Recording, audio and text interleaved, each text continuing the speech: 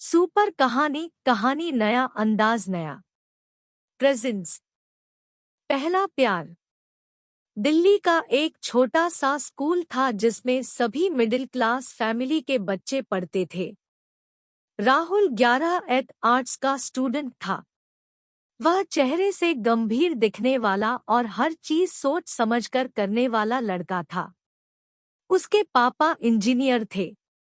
पढ़ाई लिखाई में वह औसत दर्जे का था, लेकिन कोकरिकुलर एक्टिविटीज में हमेशा आगे रहता था। प्रिया 9th में पढ़ती थी। दिखने में बहुत ही सुंदर थी। उसके लंबे बाल उसकी सुंदरता को दोगुना कर देते थे। वह बहुत ही चंचल स्वभाव की और जीवन के हर पल को जीने वाली लड़की थी। राहुल और प्रिया एक दूसरे को नहीं जानते थे। बात स्कूल के एनुअल फंक्शन की है, जो दिसंबर में होना था, पर उसकी तैयारी एक महीने पहले से ही शुरू हो गई थी। फंक्शन में एक प्ले होना था। लैला और मजनू इस प्ले की सारी जिम्मेवारी सीमा मैडम, जो कि 11th आर्ट्स की इंचार्ज थी, उनको दी गई। 8th क्लास से ऊपर की क्लास के स्टूडेंट के ऑडिशन लिए गए। क्लास में अनुराग मैडम का फेवरेट स्टूडेंट था और वह कल्चरल एक्टिविटीज में एक्टिव भी रहता था, तो मेन रोल उसी को मिलना तय था। अब मजनू तो मिल गया था, लैला को ढूंढना था। बहुत सारी लड़कियों के ऑडिशन हुए और लैला के रोल के लिए प्रिया को सिलेक्ट कर लिया गया। प्ले की प्रैक्टिस के पहले दिन जब राहुल ने प्रिया को देखा तो देखता ही रह गया।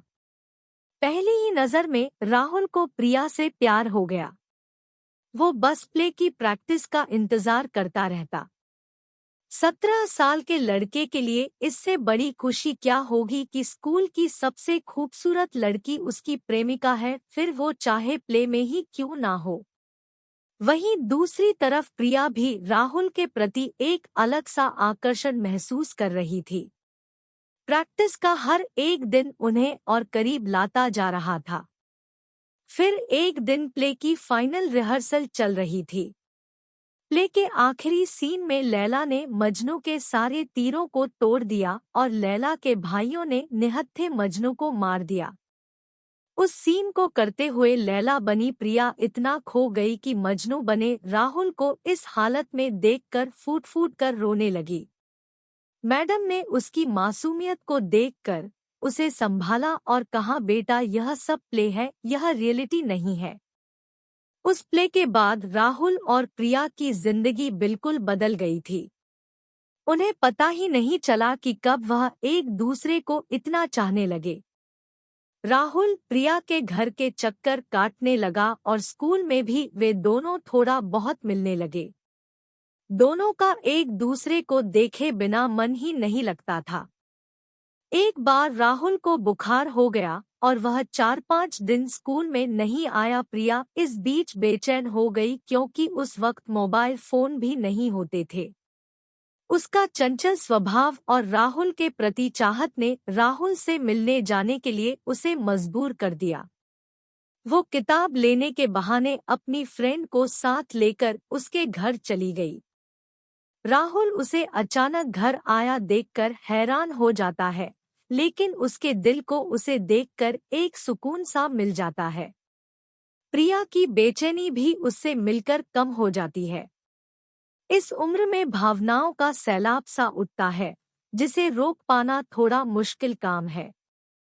एसटीडी से कॉल करना, पार्क में, स्कूल में मिलना, पता ही नहीं चला कब 2 साल बीत गए। राहुल की 12th पूरी हो गई और प्रिया भी अब 11th में आ गई। राहुल लॉ करने के लिए देहरादून चला गया। यहाँ प्रिया का मन स्कूल में नहीं लगता था, तो उसने स्कूल को छोड़कर पॉलिटेक्निक कॉलेज में एडमिशन ले लिया। कुछ समय तक उनके मन में खालीपन रहा, मन कहीं लगता ही नहीं था। एक दूसरे की याद भी आई। फोन पर थोड़ी बहुत बात भी हो जाती थी, लेकिन अब मिलना पॉसिबल नहीं था। फिर धीरे धीरे दोनों अपनी अपनी स्टडी में व्यस्त हो गए।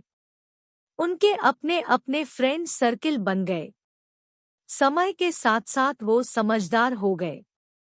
अब उनको पता चल चुका था कि वो एक आकर्षक था जो उम्र के उस पड़ाव पर हर लड़का लड़की को अक्सर हो ही जाता है। राहुल की जिंदगी में आज कोई और लड़की है और प्रिया की शादी हो चुकी है। इस तरह एक प्यारी सी लव स्टोरी में एक अच्छा सा मोड़ आता है, लेकिन वो एहसास आज भी दोनों को गुदगुदाता है। बारिश की बूंदें पड़ने पर मिट्टी से जो प्यारी सी खुशबू आती है ना, कुछ उसी तरह का होता है पहला प्यार। आज भी जब कभी राहुल अपने पुराने स्कूल और शहर से गुजरता है तो उसे प्रिया के साथ बिताए पल याद आ जाते हैं, और प्रिया जब कभी किसी के मुंह से राहुल नाम सुनती है तो पलट कर जरूर देखती है। कहानी समाप्त।